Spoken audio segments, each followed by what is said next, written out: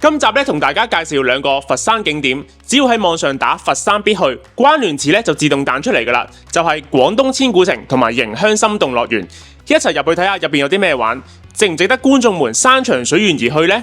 製作呢一類型影片需要好多心機同埋時間㗎，唔好吝嗇你哋每一個讚好、留言、訂閱，全部都係我哋動力嘅來源。事不宜遲，即刻向佛山出發 ，Let's go！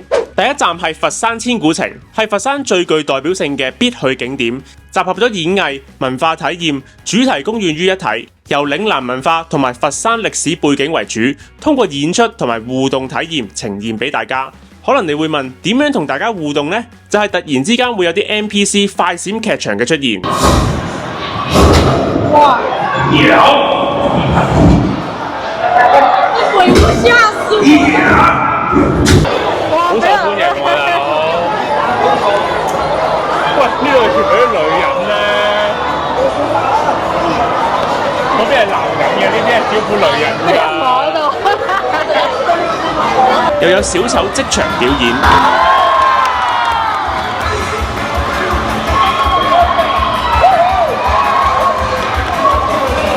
好多唔同嘅跳舞表演。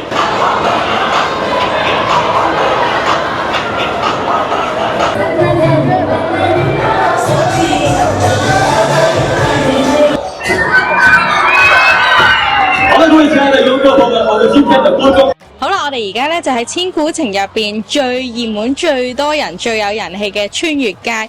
咁嚟到川越街咧，你會見到第一個門口咧就會係一間租借換裝嘅一間鋪頭。佢咧最主要咧，佢就係有分漢服租借。漢服咧咁其實佢都有唔同嘅級數，有啲再華麗啲，最貴嗰隻就398咯。但係平均而家有啲268啊，或者198都有嘅。哇！但係呢啲着住呢啲268嘅服飾咧，就着咗係似工人姐姐，似婢女啊！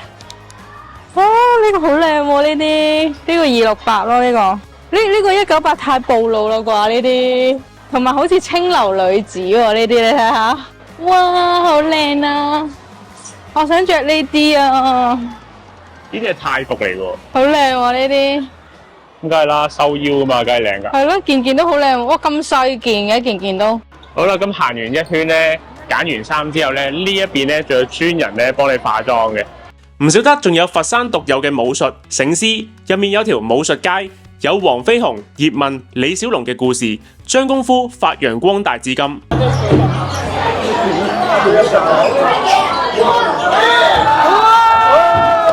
帶住小朋友嘅你哋，當然仲有俾小朋友放電嘅區域。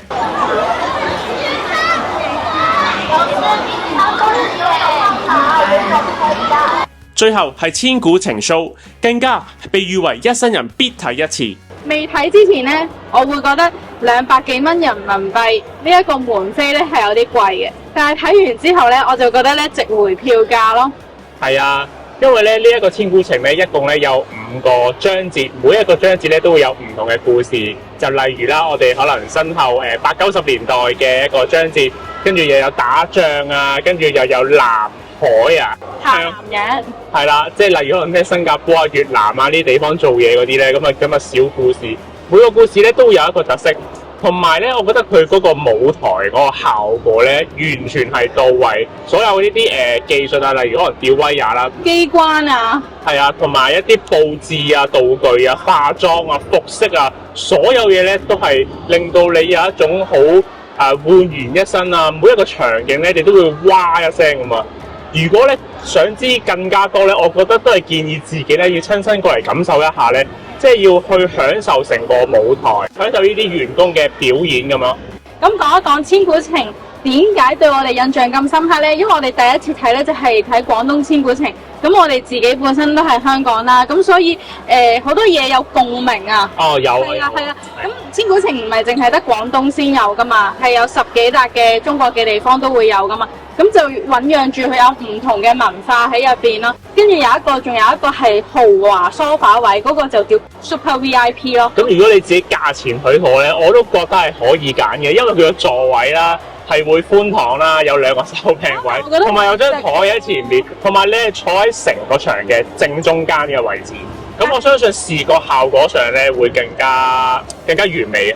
因為佢除咗唔係就係單單舞台㗎，可能喺你頭頂啊。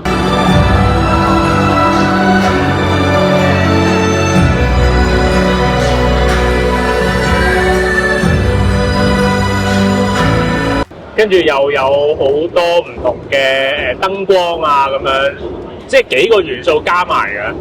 咁我覺得大家如果真係嚟睇呢，係本住嚟睇呢一個千古情表演，就千祈唔好因為呢一個穿越街啊，或者係波希米亞風區而去入嚟咯。咁你會覺得唔抵，反而你係為咗嚟睇表演呢，咁額外呢啲嘢呢，就係堅力呢，就變咗係錦上添花啦。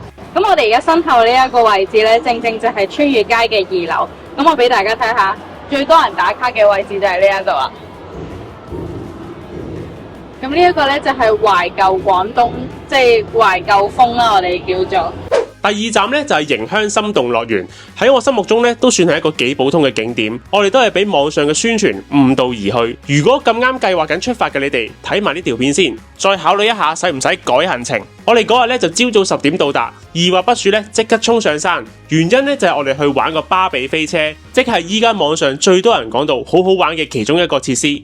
當日咧咁啱撞正國內嘅公司旅行同埋學校親子遊都幾多人嘅，所以咧一早做好心理準備要排隊。芭比飛車咧控制簡單，落 brake 同埋放 brake 就會自動向前衝，連駕駛感極差嘅 Kathy 啊都可以駕馭到。哇 Kathy 嚟啦！停車後睇住啊！注意减速，请往右转。停車後請馬上離開。注意減速，請往右轉。停車後請馬上離開。仲擔心你落唔到嚟啊！然後就係樂園例牌嘅活動餵動物，呢個係大隻啲嘅，好大力喎！佢呢個，Hello，又係俾小朋友放電嘅公園啦！快啲伸起身，快啲，快啲，快啲，快啲！哇，好危險啊！已經40幾秒啦。其他嘅親子機動遊戲同埋場內景點咧，俾我嘅感覺咧就日久失修，冇人管理。例如殘殘舊舊，冇人清潔，有啲連上山嘅電梯啊都係壞嘅。再講落去咧，評語都係一般般嘅啦。總結2個字：失望。2個人加埋差唔多400蚊入場券，都幾唔值得㗎。場內咧仲見到好多工程進行緊，開山劈石擴建，相信咧仲有好多發展空間。希望心動樂園喺不久嘅將來咧會做好啲啦。我有個小小提議，大力推薦俾你哋嘅損友去，我都幾肯定佢哋玩完半日之後一定同你冇朋友做。好啦，咁今集咧就去到呢度啦。中意嘅話咧就記得俾 like、share 同埋訂閱我哋嘅 channel 啦。咁我哋下條片再見，拜拜。